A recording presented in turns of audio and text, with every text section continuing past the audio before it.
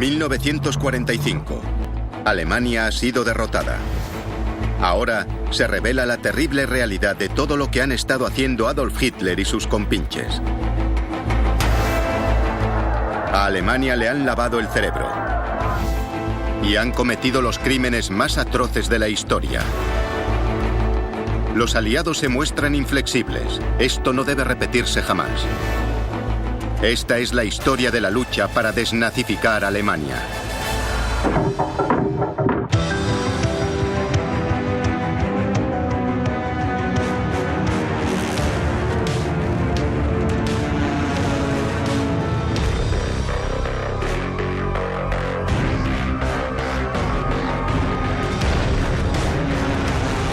El ascenso del partido nazi. Secuelas. Abril de 1945. Las fuerzas aliadas que avanzan por Alemania realizan un terrible descubrimiento. La avanzadilla de soldados del Tercer Ejército de los Estados Unidos se topa con una imagen que desafía cualquier descripción. Encontraron prisioneros demacrados. Encontraron enfermedades. Encontraron hambre. Fue un gran shock ver aquello. Pero lo que quedó grabado en su memoria fueron los cadáveres.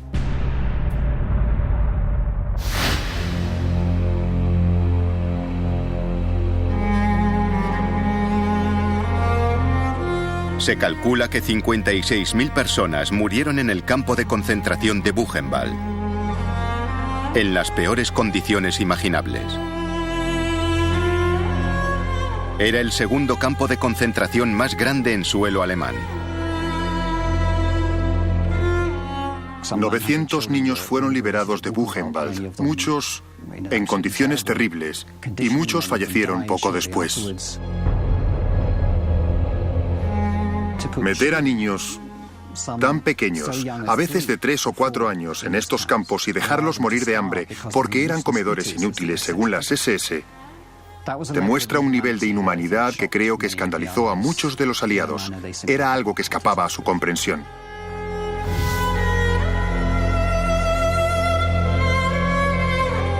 La noticia se transmite por la cadena de mando y llega a las altas instancias. 8 días después, los generales estadounidenses de mayor rango en Europa, Eisenhower, Patton y Bradley, visitan el campo. Cuando se abrieron los campos, el sentimiento mayoritario fue de ira. Y personas como Eisenhower lo expresaron así. Debemos hacer sufrir a estas personas, castigarlos por lo que han hecho. A ojos del comandante supremo Eisenhower y del mundo, este tipo de tortura y malos tratos a los prisioneros es un crimen. Se comprometió a que el mundo conociese estos crímenes. Estaba decidido a que se hiciesen públicos. Por toda Alemania, las escenas de muerte se repiten en los campos de concentración que los aliados se van encontrando en su avance.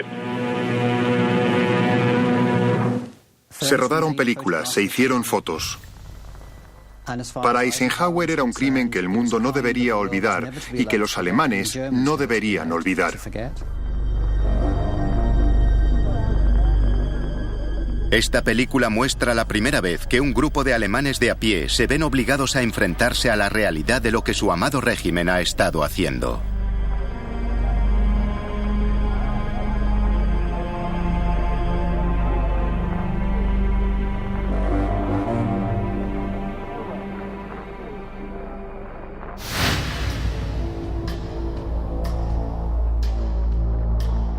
Pero peores que los campos de concentración de Alemania son los campos de exterminio como Auschwitz y Majdanek, en Polonia, liberados por los rusos.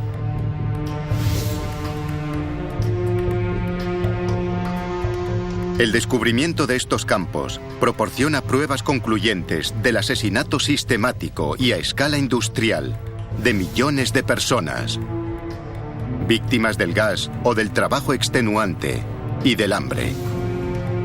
Los aliados se dan cuenta de que los nazis son un enemigo como nunca antes se había conocido. No han luchado contra una nación cualquiera.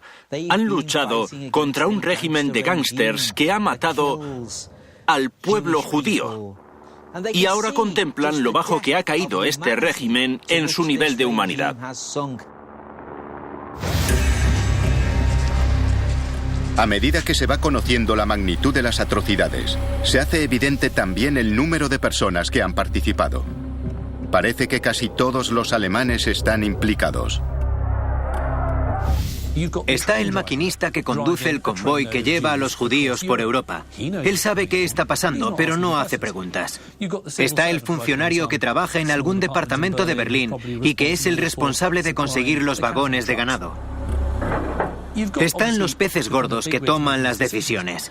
Pero si los sumamos a todos, tenemos una máquina asesina.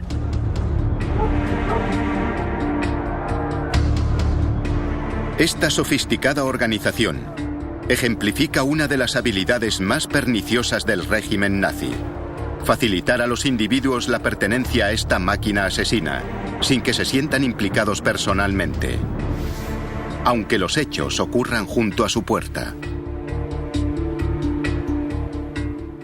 La gente no quería ver. Lo ignoraban. Ignoraban todos los rumores que había. O lo sabían y mentían sobre lo que sabían. En cualquier caso, es una postura de bancarrota moral.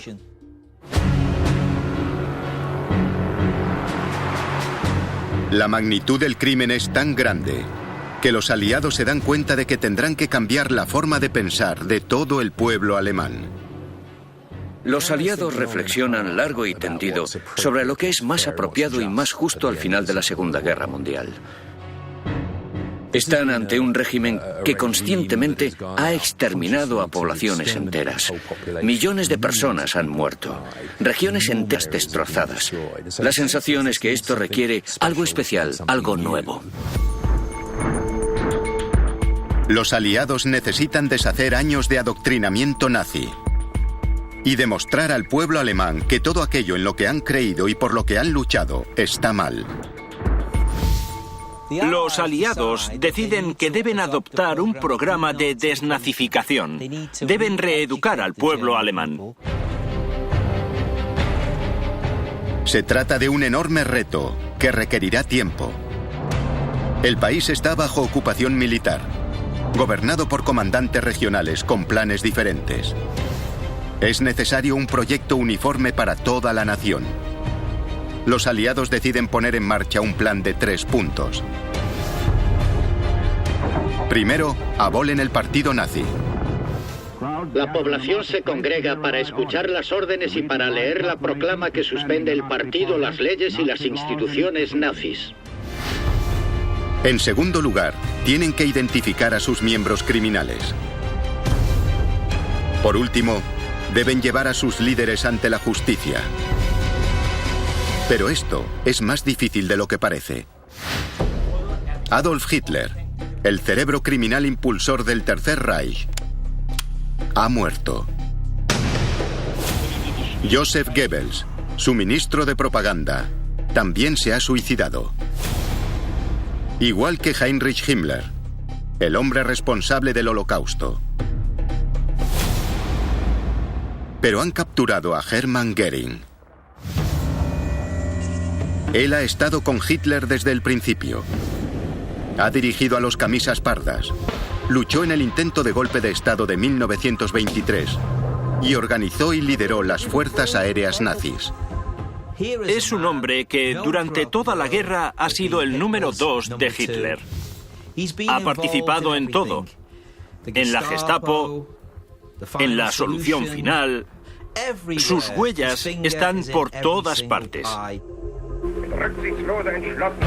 Es el hombre al que pueden señalar como uno de los responsables máximos de la maquinaria de crímenes de guerra del Tercer Reich.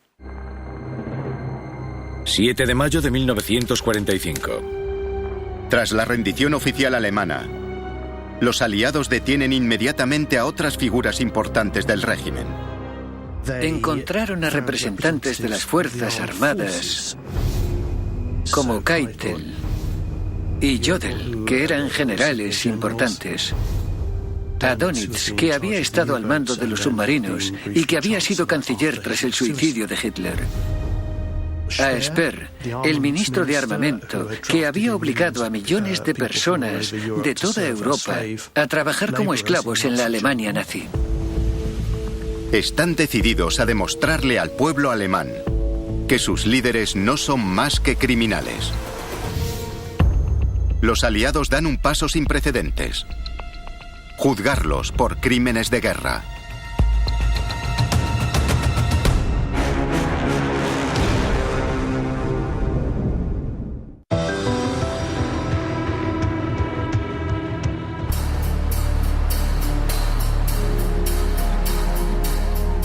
...20 de mayo de 1945.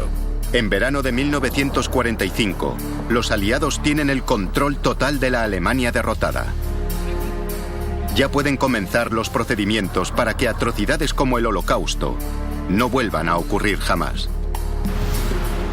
Para ello, habrá que limpiar la mente alemana. Necesitan demostrar a la opinión pública que los líderes nazis en los que confiaban y creían no son más que una vulgar asociación criminal.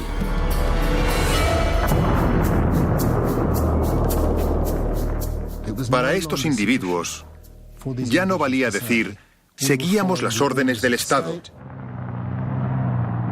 Los aliados querían demostrar que estos actos, estas decisiones, no fueron simples actos políticos, sino que cruzaron la línea de la ilegalidad. En Londres, durante junio de 1945, el primer Tribunal Internacional del Mundo promulga un nuevo paquete de leyes. Estas definen los crímenes que han cometido los nazis. Había 4 crímenes. Crímenes contra la paz, es decir, empezar una guerra ilegal. Crímenes de guerra, contrarios a las reglas y métodos que establece la Convención de La Haya. Entre los crímenes de guerra se incluye el fusilamiento de los prisioneros. Pero hay cosas peores. Crímenes contra la humanidad, las terribles atrocidades contra el individuo. Y conspiración, la pertenencia a organizaciones criminales como las SS. Participar en esas organizaciones, participar en el régimen, se convirtió en un acto criminal. ¿Qué mejor lugar para demostrar al mundo la maldad del régimen nazi que en el centro neurálgico de su propaganda, Nuremberg?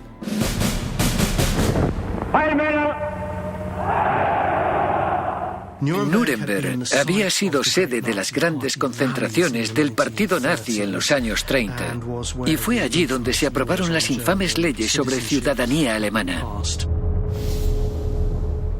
A su favor, Nuremberg tiene además un edificio que ha sobrevivido y es adecuado para albergar los juicios. Preludio a los juicios de Nuremberg. La preparación de la sala de vistas del tribunal ante el que serán juzgados los máximos responsables nazis por crímenes de guerra. El Palacio de Justicia, con sus cicatrices y una pequeña renovación, es el lugar ideal. La sala de vistas se amplía provisionalmente para crear una galería para 350 representantes de la prensa mundial y 400 localidades para público. Este será el escenario del juicio del siglo. 20 de noviembre de 1945. Prisioneros. A primera hora de la mañana, 6 meses después del final de la guerra, Hermann Göring y los demás acusados son acompañados desde sus celdas hasta la sala de vistas. Siguiendo el procedimiento jurídico occidental, será la acusación quien deba demostrar la culpabilidad de cada acusado, más allá de toda duda razonable. En pie.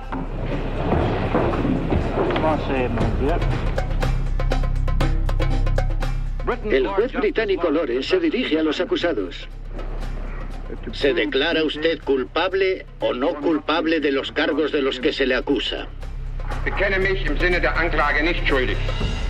No culpable.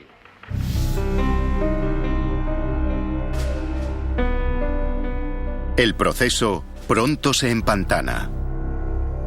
Demostrar la culpabilidad y sobre todo relacionar a los acusados con la solución final resulta sorprendentemente difícil. Me gustaría mucho recordar al tribunal que... Durante el juicio, la acusación se encontró con todo tipo de dificultades. Los acusados argumentaron que aquellos documentos no llevaban su firma, que no estaban relacionados con esa rama en concreto de la administración y, en ciertos casos, los acusados conocían el contexto bastante mejor que la acusación. Las cosas no marchan según lo previsto por los aliados. Goering, en particular, es muy hábil desmontando las acusaciones. Sus inteligentes desafíos y sus afirmaciones osadas embelesan a toda la sala. Pero no durante mucho tiempo. Al final, los aliados lo atrapan. Su as en la manga es el testimonio obtenido del comandante del campo de Auschwitz mientras estaba en prisión. Relata al tribunal la gran complicidad de Goering en la solución final, que por supuesto implica el trabajo en condiciones de esclavitud y el exterminio de los judíos de Europa. Goering es sometido a un careo con los otros acusados, antes de que las defensas concluyan su argumentación en junio del 46. Las pruebas eran tan abrumadoras y se demostró todo tan ampliamente basándose en los documentos, en los testigos y en las fotografías e imágenes de vídeo, que no había ninguna posibilidad de que los acusados saliesen libres. Solo restaba ver cuál sería la condena. 1 de octubre de 1946. A las 3 de la tarde, en privado, ocultos a la mirada de las cámaras y del público, los acusados vuelven desde sus celdas a la sala para escuchar los veredictos. Como nazi de mayor rango superviviente, Goering es condenado a muerte.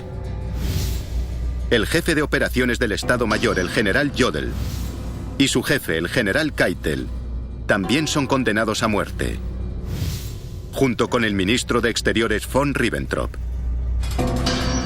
Para otros, la condena es de cárcel. El almirante Dönitz, el sucesor oficial de Hitler, es condenado a 10 años. Su ministro de armamento Speer a 20.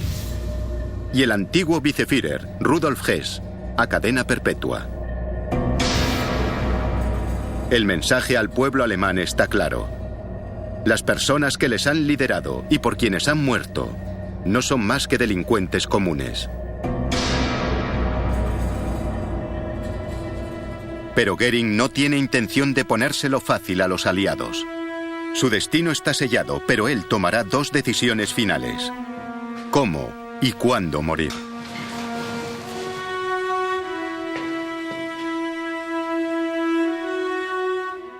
Ha sido declarado culpable. Sabe que lo van a ejecutar. E intenta negociar la forma de esa ejecución. Afirma que como militar debería ser ante un pelotón de fusilamiento y no en la horca. Pero los aliados insisten en que sea colgado.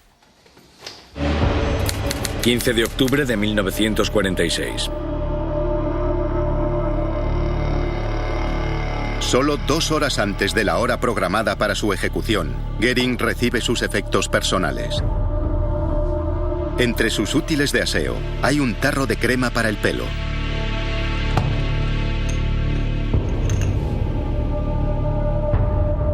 Al parecer, en su interior había oculta una cápsula de cianuro de potasio. A las 11 menos 10, el último de los líderes nazis acaba con su vida. Consigue escapar de la horca en el último segundo.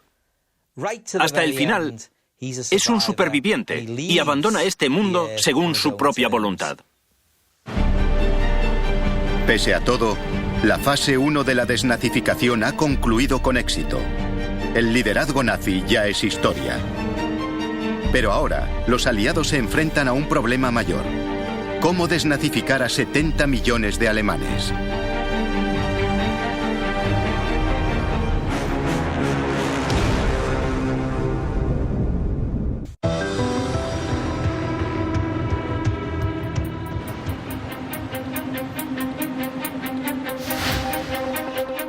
Tras la ejecución de los líderes nazis, los aliados se enfrentan a una tarea ingente: la desnazificación del pueblo alemán.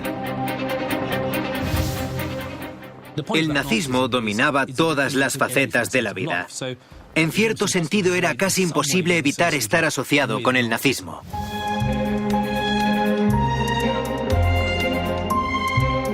Solo entonces se hace evidente la verdadera naturaleza insidiosa del nazismo.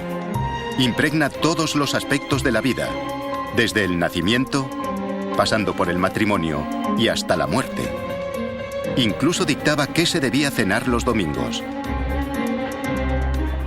El régimen se había apoderado de la sociedad. Sus tentáculos llegaban a casi todas las organizaciones, a todas las comunidades. Había influido en todos los aspectos de la vida de las personas, y todo eso debía ser eliminado de la sociedad alemana para que Europa pudiese avanzar. Estamos ante una mentalidad criminal que se ha apoderado de una nación y hay que erradicarla. No se puede permitir que la idea del nazismo esté involucrada en la vida pública.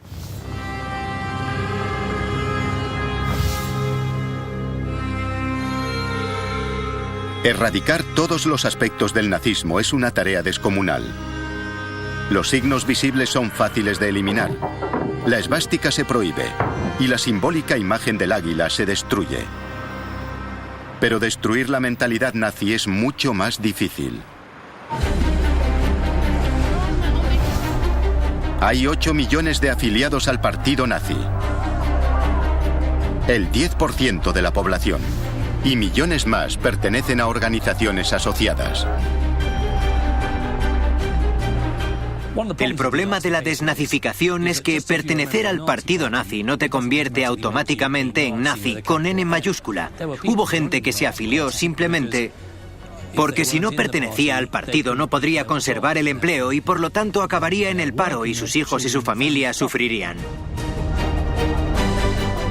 Todas las personas que habían ocupado un puesto de liderazgo o autoridad en la última década y media estaban contaminadas, por así decirlo, por el nazismo. Los aliados decretan que todos los miembros del partido deben ser apartados y excluidos de cargos públicos y puestos de poder. Pero la medida no resulta práctica. Es una tarea complicada de hacer porque el nazismo ha penetrado tanto en la sociedad alemana que, literalmente, si eliminas a todas las personas que han tenido relación con el régimen nazi, te quedas casi sin nadie. Quizá un puñado de choferes o personal del ferrocarril o personas cuyo trabajo era apolítico. Con tantas personas involucradas en todos los aspectos del régimen nazi, los aliados deciden centrar su atención en localizar y perseguir a los nazis más comprometidos. Los que trabajaban en los servicios públicos, en la educación, en la policía, en la justicia, tuvieron que cubrir un cuestionario que era bastante largo, de más de 80 preguntas. Sirvió para investigar su historial político. En la Navidad de 1945 se habían procesado 500.000 cuestionarios, a razón de 10.000 al día. Pero con 7 millones aún por evaluar, el procedimiento duraría otros 2 años e incluso entonces una mínima parte de esas personas serían juzgadas. Ya en juicio, o esperando juicio ante los tribunales especiales, hay 2 millones de presuntos nazis. Las penas para los declarados culpables varían desde condenas largas a trabajos forzados para los peores hasta las multas para los menos culpables. Pero lo que mucha gente no sabe es que muchos de los peores criminales se están escapando con total impunidad. Están siendo exculpados deliberadamente.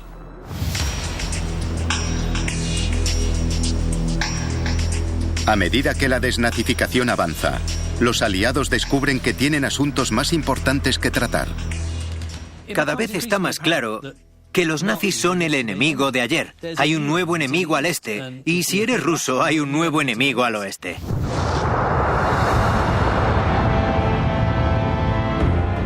Es el comienzo de la Guerra Fría.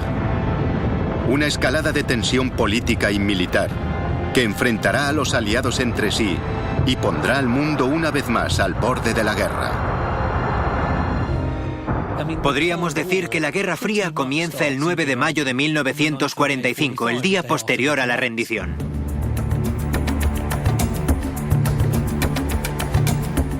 Mientras la política oficial pública es continuar la caza de los nazis, en secreto, el oeste ha tomado prestada una hoja del manual nazi y en privado persigue un fin muy diferente. En realidad los buscan y los protegen. Se puede catalogar de enorme cinismo el comportamiento de los estadounidenses, británicos e incluso soviéticos tras la victoria. Es cierto que buscan a los criminales de guerra, pero al mismo tiempo saben que acaban de invadir un país con un montón de personas importantes, extremadamente cualificadas, que pueden ayudar con proyectos nacionales. El ejemplo más evidente es el de los científicos alemanes que trabajaban con cohetes. El extraordinario programa de cohetes desarrollado por Alemania a mediados de los años 30 está liderado por un joven aristócrata llamado Wernher von Braun. Tiene conocimientos científicos y una capacidad de liderazgo que ha llevado a un grupo de científicos muy brillantes a la siguiente generación de la ciencia. Las armas de Wernher von Braun, la bomba voladora V1 y el cohete V2 habían aterrorizado Londres, donde mataban a más de 15.000 civiles y destrozaban hasta 20.000 casas al día en el apogeo de la campaña. Su V2 multiplica por 5 la velocidad del sonido. Y una vez lanzado, no hay contramedidas eficaces. Esta tecnología está mucho más avanzada que todo lo que poseen los aliados. En 1942, uno de sus cohetes se convierte incluso en el primer artefacto artificial en alcanzar el espacio. Un hito para la humanidad.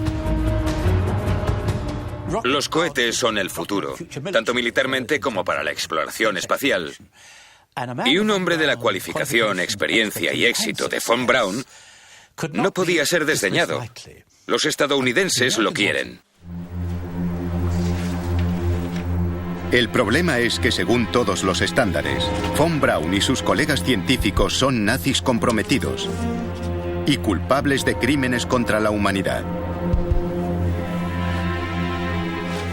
Von Braun tenía un oscuro historial en lo relativo a la moralidad. Sus fábricas, sus instalaciones de producción, se basaban en el trabajo esclavista. En esos campos pasaron historias horrorosas de sufrimiento entre los operarios sometidos a trabajos forzados. La cifra de personas muertas en las fábricas y campos relacionados con von Braun supera con creces a las que mataron los cohetes que fabricó. Todo el asunto es moralmente dudoso. A pesar de las terribles atrocidades que ha cometido, los estadounidenses deciden que lo necesitan. En este clima de escalada de tensiones entre las superpotencias, los estadounidenses son los primeros en romper las reglas.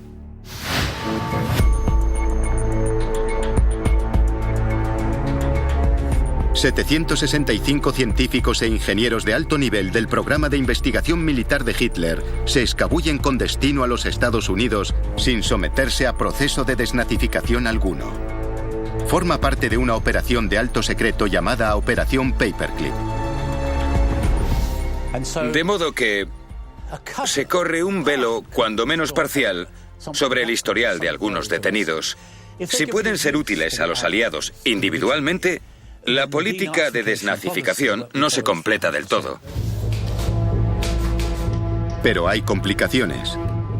Oficialmente, las leyes de los Estados Unidos prohíben a los nazis la entrada. Y el presidente Truman en persona ha prohibido expresamente el reclutamiento de nazis consumados. Para sortear este aspecto embarazoso de que muchos científicos están relacionados con el partido nazi, las agencias de inteligencia reescriben su pasado, eliminan toda referencia nazi, les dan nuevos documentos. Es escandaloso volver la vista atrás y ver lo que se hizo. Se tapó todo. Se mintió, debo decir, para que la realidad de lo que habían hecho algunos nazis nunca se revelase.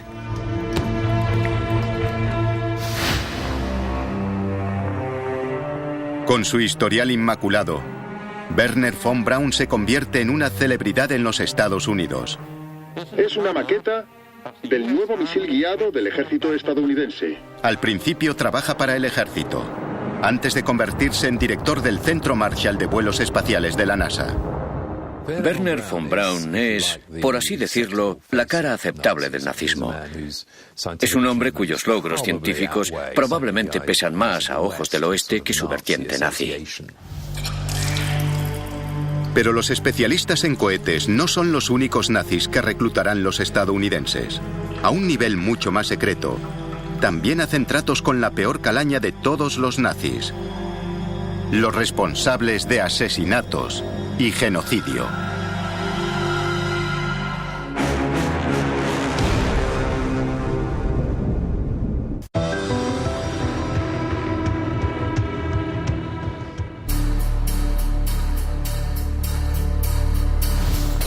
Al final de la guerra, el oeste se ha propuesto erradicar el nazismo y perseguir a los criminales de guerra.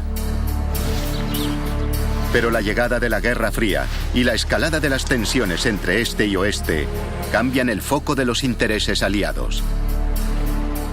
Nunca existió un compromiso total por la desnazificación. Debería haberlo en términos morales, pero no. Y la política nos dice por qué. Los soviéticos y el oeste están enfrentados. Alemania se convierte en el frente de batalla en este nuevo conflicto entre este y oeste. La división de Alemania ha sido acordada. Tropas de los Estados Unidos, Gran Bretaña y Francia ocuparán la parte occidental del país. La Unión Soviética la parte oriental. Estas zonas, controladas por separado por los aliados, crean un semillero de intrigas y espionaje que alimenta una atmósfera de sospecha. La zona soviética rodea Berlín, que de facto se convierte en una ciudad dividida, lo que crea graves problemas a las tropas de ocupación.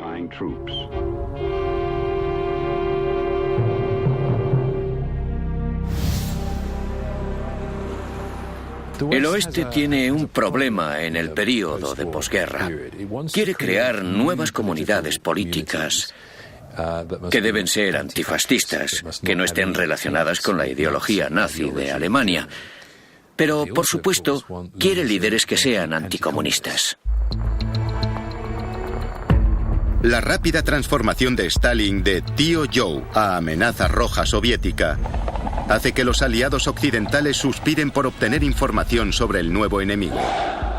Creíamos que la Unión Soviética era una amenaza para nuestra existencia y al final utilizarás a quien puedas para obtener información sobre el nuevo enemigo. Los Estados Unidos necesitan ayuda para enfrentarse a este nuevo enemigo, pero ¿a quién pueden acudir? Las únicas personas que saben cómo operan los comunistas, que tienen una sabida postura anticomunista, son los viejos nazis. Son las únicas personas que tienen autoridad y conocimientos para contrarrestar la posición comunista soviética.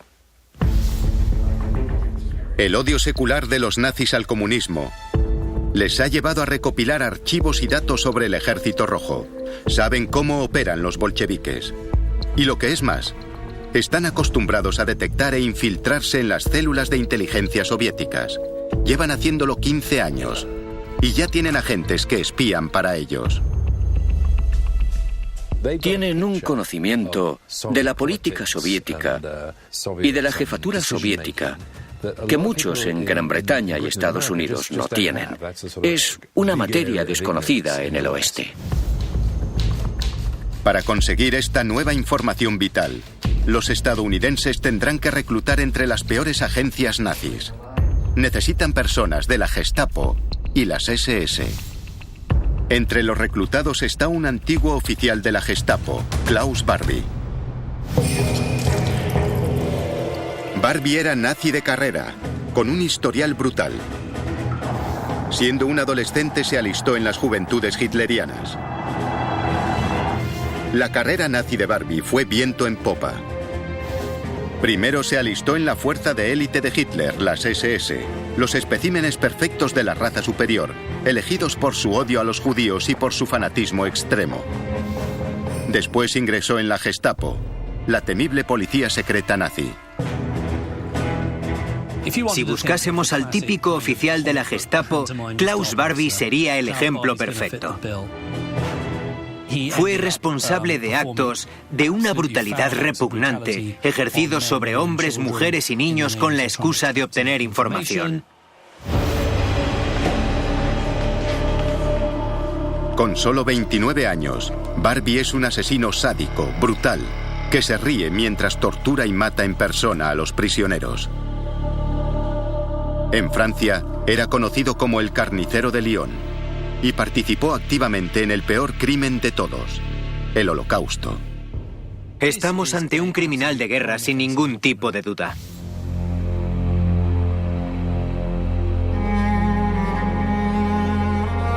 Los historiadores calculan que Barbie fue responsable de la muerte de unas 14.000 personas, incluida la deportación a Auschwitz de 44 huérfanos judíos.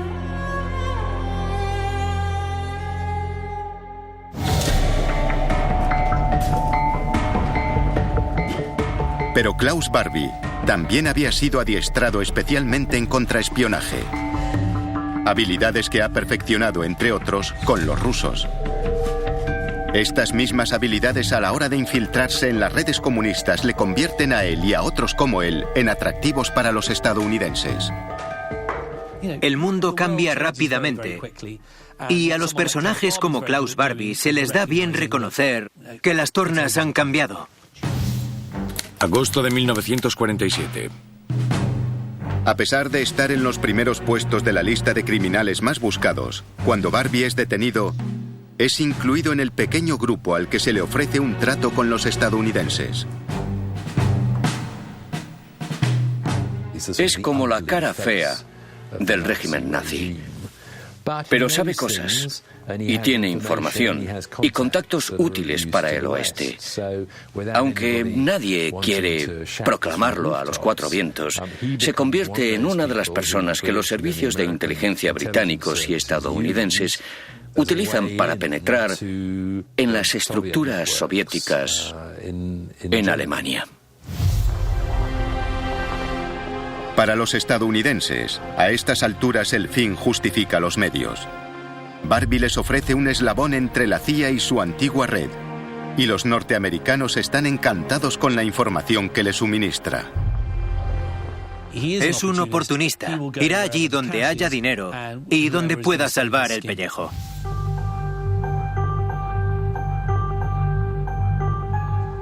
Pero en junio de 1949, la verdad sale a la luz. El hombre a quien los franceses condenaron a muerte por crímenes de guerra está trabajando para los estadounidenses. En 1950 todos tienen claro que Barbie ha dejado de ser útil como agente y para los estadounidenses resulta embarazoso tener a sueldo a alguien que ha cometido actos tan horrendos. Pero, en vez de entregarlo para ser juzgado, la inteligencia de los Estados Unidos opta por poner en marcha una conspiración que parece extraída directamente del manual nazi. Los norteamericanos deciden enviarlo a lo que se conoce ya como la Ruta de las Ratas.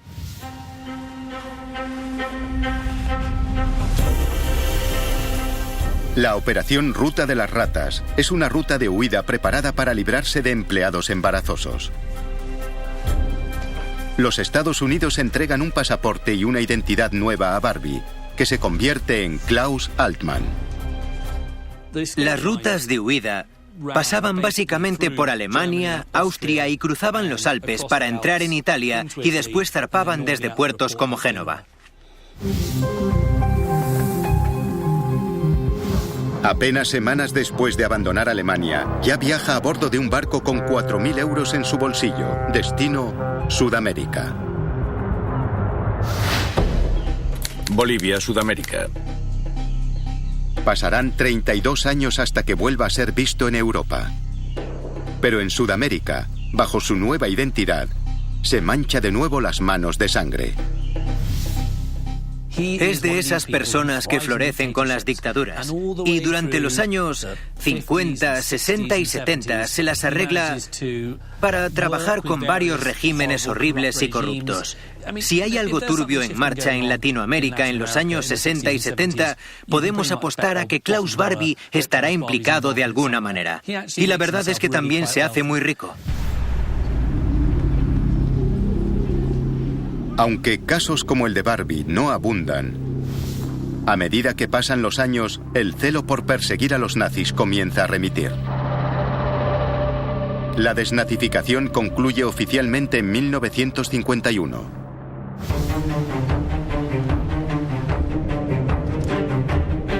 Pero a algunas personas les repugna la reticencia de las autoridades a perseguir a los culpables de crímenes de guerra. Y cada vez son más los particulares que toman cartas en el asunto. Son los cazadores de nazis.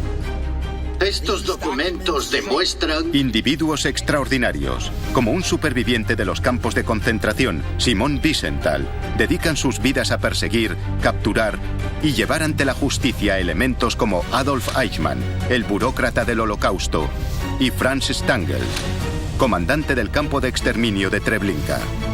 Ambos habían escapado a Sudamérica.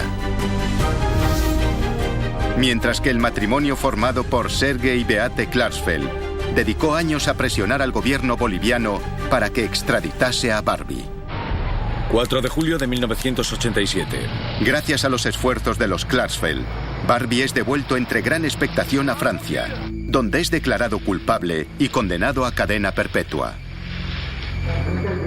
Muere en la misma cárcel de Lyon, en la que había cometido tantos actos infames en los años 40.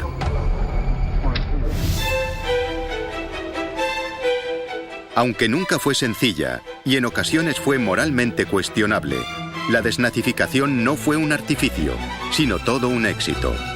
Su mejor testamento es la Alemania actual.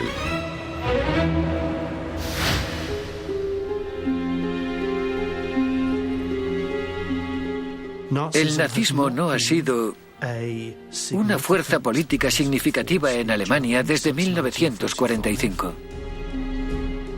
Ha habido un cambio enorme en la forma en cómo Alemania asume el Tercer Reich.